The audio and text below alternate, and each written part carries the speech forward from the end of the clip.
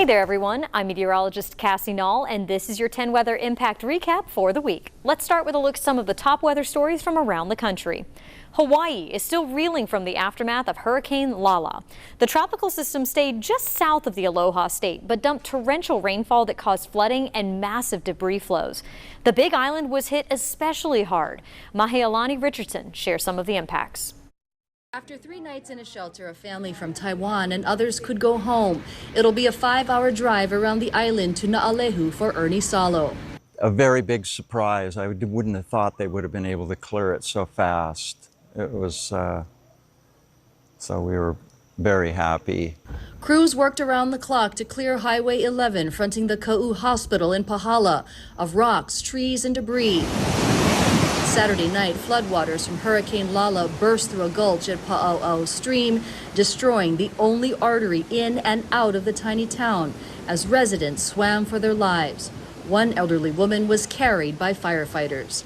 In the morning, Hawaii County Civil Defense said the highway was reopened toward Hilo for emergency vehicles only, and officials hope to reopen the highway for local traffic by the afternoon.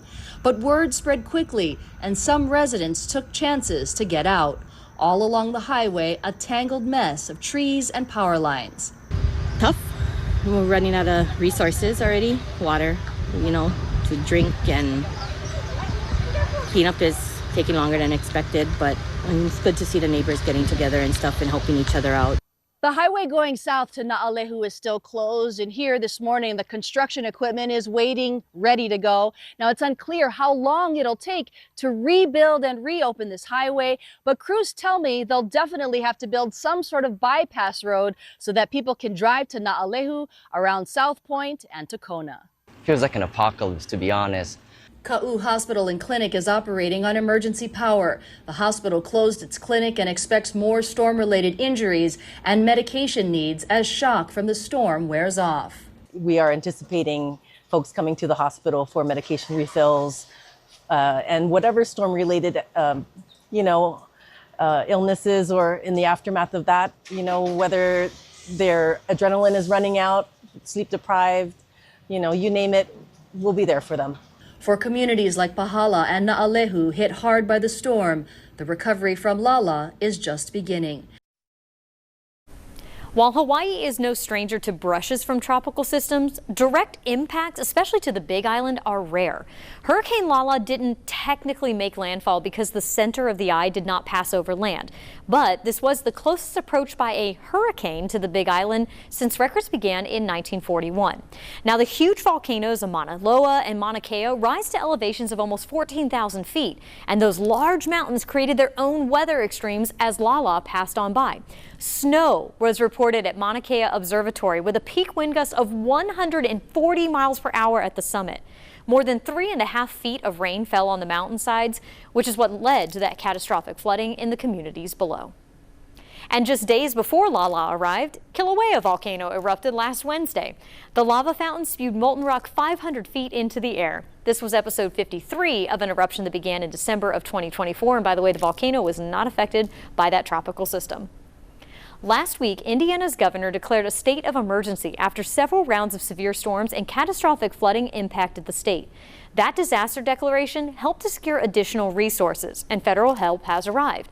However, neighboring Illinois has also been affected by severe weather, but leaders there say they have not received the same level of assistance. Kate Coheran shares the latest. In Lansing, the scars from back-to-back storms are easy to find. The damage here feels familiar on both sides of the state line, but the recovery process looks different. Less than 5 miles away, Indiana now has federal disaster assistance. South suburban leaders are pressing for the same help here in Illinois.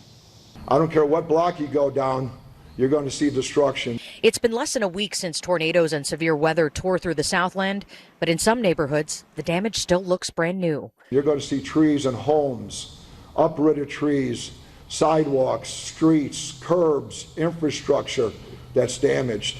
It's why Southland leaders are now joining together, urging the federal government to step in. We need help In Lansing, residents say they were still recovering from a July tornado when another round of severe weather struck just weeks later. We need the help. We need it now, and we need them boots on the ground. We're asking, regardless of whatever political party you're affiliated with, for them to all show up and to support the community. In Flossmoor, cleanup is still underway after another round of severe weather hit a community already dealing with storm damage. Progress is incredibly slow. The damage is so great and the vegetation is so dense that we need more help. And we need it now. We can't wait. Last week, the governors of Illinois and Indiana toured storm damage in their states. Today, Indiana has federal disaster assistance. Illinois is still working through the approval process. South suburban leaders point out similar requests from Illinois have been denied in the past. Disaster assistance is not a favor from the president. It's not a political reward. It's a commitment that our federal government makes to every American in a time of need. People need help, and that's how we need to look at it, not which state you live in or how you vote. While leaders continue pushing for federal assistance, the community has been stepping up to help one another. The village of Linwood hosting a food truck event offering free food for neighbors. Most of my residents haven't seen anything like this ever before, and they hope to never see it again. And so we want to make sure that they know they're loved, that we're thinking of them, that we're providing resources to them. The damage might look similar on both sides of the state line, but tonight, federal assistance is only flowing to one side. Lawmakers here say they will continue to push for that same support here in Illinois. We reached out to the White House for comment, but have not yet heard back. In Lansing, Kate Kogirin, ABC 7 Eyewitness News. In Colorado, it's August and the snowplows were out, but wintry weather wasn't the problem. Accumulating hail blocked roadways in Douglas County over the weekend. Severe storms dumped copious amounts of small hail and brought heavy rain and flooding to the mile-high city. And heavy rain also fell on the Aspen Acres burn scar, causing flash flooding and debris flows. One man in Beulah died when he was swept away by the rushing water on Sunday. The 102,000-acre fire left the hillsides bare, which means that every time it rains, neighbors whose homes survived the flames now have to worry if their home will survive the flooding that has followed. Michael Lagerwell has the story. It's like living in a war zone right now. Carol Campbell's home in Beulah sits amidst utter destruction. Her neighbor's house reduced to ash. Her own yard covered in flood debris and trash bags. Now that I got the debris cleared out, I need to figure out sandbags or rock or something to not let the water go this way. This is the fourth time Campbell has had to clean up flood debris since her own evacuation order ended. It's exhausting. It's very unsettling. And it probably won't be the last. The fire chief said that I shouldn't rebuild my wrought iron fence for at least 3 years, because after a big fire event like this, flooding happens for 3 to 5 years afterwards. So it made me cry. The flooding took out the far side of her fence and has filled the lower portion of her yard with debris. And it's going to stay that way for a while because of the long-term flooding risk beyond the 2026 monsoon season. I think our state government, our governor, our state reps need to circle the wagons and help everybody that is affected by these fires. We need help. In Alaska, water from a glacially dammed lake released last week, causing the Mendenhall River to reach major flood stage near Juneau. This is called a glacier lake outburst, and it happens annually since 2011. Each summer, water from snowmelt builds up inside the Suicide Basin near the Mendenhall Glacier. Once the pressure becomes high enough, the water breaks through the ice dam and escapes under the glacier into the Mendenhall River. This is a time lapse from last week at Suicide Basin. You can see how quickly that water drained after that barrier finally broke. Now, the surge of water causes major flooding, mandatory evacuations, and severe riverbank erosion in the Mendenhall Valley, including in the city of Juneau. This year's event produced the fourth highest river crest on record, several feet below the highest crest, which occurred just last year. The Commissioner for Customs and Border Patrol has announced a temporary pause of a controversial construction project taking place in southwest Texas. Earlier this month, videos began circulating of construction equipment clearing land at Big Bend National Park. 118 miles of the southern edge of the park is along the Rio Grande River, which marks the border between the United States and Mexico. Last summer, Congress allotted $46 billion for the Trump administration to build a wall from the Pacific Ocean to the Gulf. But they have run into fierce opposition in Texas, especially when it comes to Big Bend National Park and nearby Big Bend Ranch State Park. The Department of Homeland Security waived dozens of environmental laws to expedite construction of border barriers and roads through both of those parks.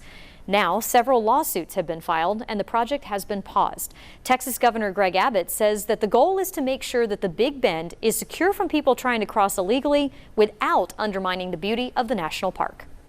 So to be clear, I was told, and the Secretary committed, there would be no construction of any type of barrier in Big Bend National Park. There are technology tools that don't include barriers where they can gather information. Think of drones, think of fiber optics, different things like that don't involve any type of barrier. Those opposed to the project are concerned a wall or barrier would ruin the landscape, threaten archaeological sites, disrupt wildlife migration and natural resources, and harm the local economy. The Commissioner for Customs and Border Patrol is expected to visit this construction site this week. The largest reservoir in the country is drying up. Lake Mead has reached record low levels, and as a result, the water supply for millions of people in 7 western states is at risk. Bill Weir shares the potential impacts.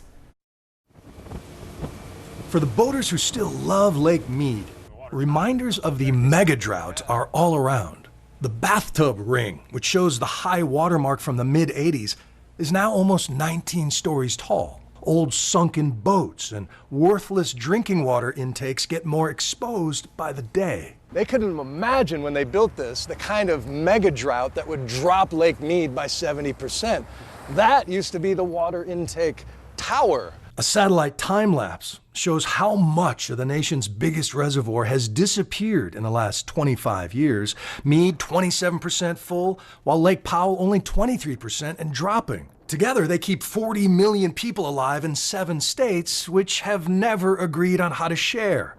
While the dry, lower basin states of California, Nevada, and Arizona have volunteered to make cuts, Doug Burgum's Interior Department could force much steeper ones, especially to junior rights holder Arizona, where water is needed to make everything from copper to microchips to most of the nation's winter vegetables. I would argue that all of those things are not just important to Arizona's economy, they're important to the national economy. And Governor Katie Hobbs seems willing to fight for their share all the way to the Supreme Court. We are very hopeful that it will align closely with the proposal that we put forward, the 3 lower basin state proposal. And nobody wants to end up in court, but this is a critical situation for Arizona.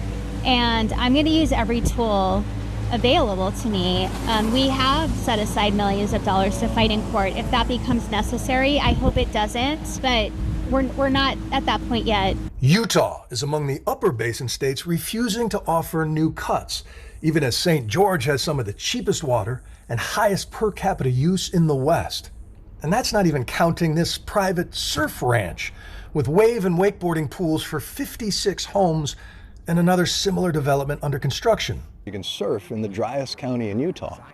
How can you justify that? Whether they're pulling it out of a brackish aquifer or it's private water, how is that a good look for Washington County? So unfortunately, like other communities, certain things were approved years and years and years ago, and we're kind of dealing with those. Since then, we have completely changed all our rules. But not just a surf lake, but a data center or a golf course. We've implemented this very strict policy now of large water users. Zach Renstrom is trying to get his very conservative county to copy Las Vegas, where nearly every drop of Sin City's wastewater is captured, cleaned, and put back into Lake Mead, thanks to the foresight of leaders like Pat Mulroy. I mean, the minute you accepted climate change as a reality, you had to accept that this day was coming. And if you're in the water business, you hope for the best and plan for the worst. She thinks Burgum should be using more carrots and sticks to get the states to agree, and proposes desalination plants in California for irrigation, so farmers could give their shares to thirsty cities and wildlife habitats. To put the states through the pain and anguish of having to go through another round of cut discussions, I would put that off. But where I would put my energy is I would put the states together and empower a body or a group in the lower basin and upper basin to look at ways to augment this river system. I mean, we have stayed away from desalination, and it blows my mind. You can't conserve your way out of this. You can't cut your way out of it. And less than 2 weeks after Lake Mead dropped to record low water levels, the second largest reservoir in the country has reached the same grim milestone. Lake Powell is approaching levels so low that it soon may not have enough water to generate hydropower. The massive man-made reservoir is on the Colorado River and straddles the state line between Arizona and Utah. Drought, heat waves, and heavy water use have shrunk that reservoir to about 21% of its total capacity. And if it drops by about 30 more feet, the water won't be high enough to generate hydropower at the Glen Canyon Dam. Hopefully, the developing El Nino will help to bring above-average rainfall to the desert Southwest through the winter season.